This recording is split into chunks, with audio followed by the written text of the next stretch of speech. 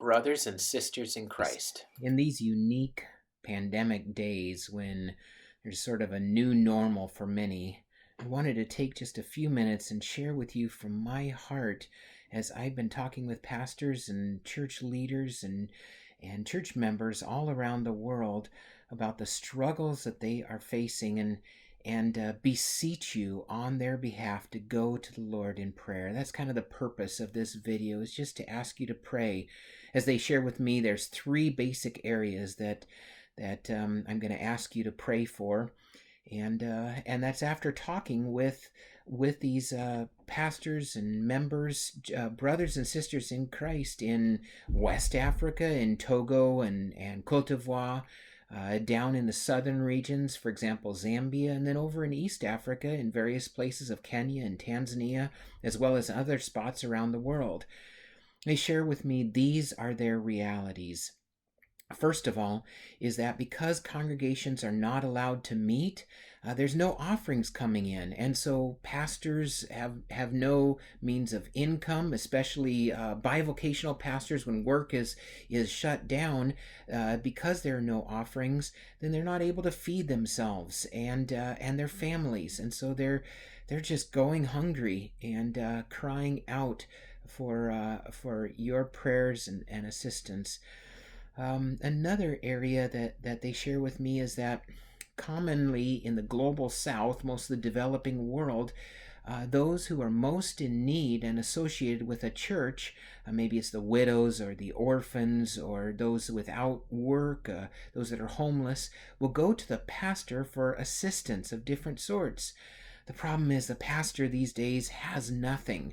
And so you can just imagine. In fact, I was talking to a pastor just a couple days ago who was sharing with me that he had several people come to his home for some basic food, anything that he had, and all he had was a bag of a dozen potatoes. And so he would give them away as best he could, and when the potatoes were gone, then that was it. None of them had anything else. And so one shared with me that he feels like Moses in the wilderness caring for the children of Israel. Just very, very difficult times with resources stretched so thin. Bank accounts are empty and pockets are empty.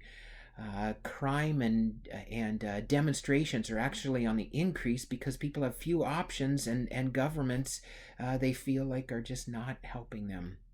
In fact, in Nepal, one pastor of a network that we have there was sharing with me that for a 2-week period, they were required to stay confined in their home. If they went out of their home for any reason, even just to get food for their family, it was an automatic $1,000 fine or 30 days in jail. And you can imagine in homes that don't have refrigeration and where they just can't get supplies, the struggles and difficulties that they're facing. The third area they asked me to pray about is in the spiritual impact from social distancing. Culturally, in these non-Western areas, believers are much more relationally oriented and dependent than we are in the West. They'll typically attend many services, Sunday morning, Sunday night.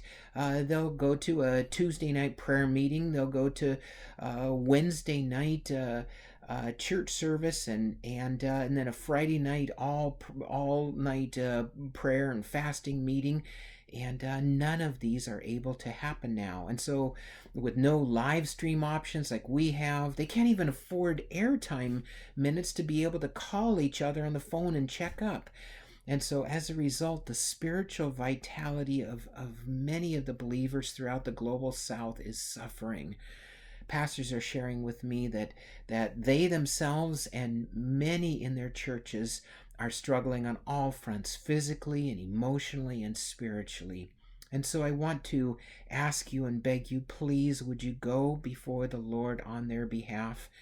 And then also for those of us who are in a position to perhaps try to gather together and offer some financial help, pray for wisdom for us so that we can do it in healthy ways that don't build unhealthy dependencies, but offer essentials to our brothers and sisters around the world in difficult times. Thank you so much, my friends, for your consideration and for your fervent and faithful prayers on behalf of these dear ones. And the Lord bless you. Thank you.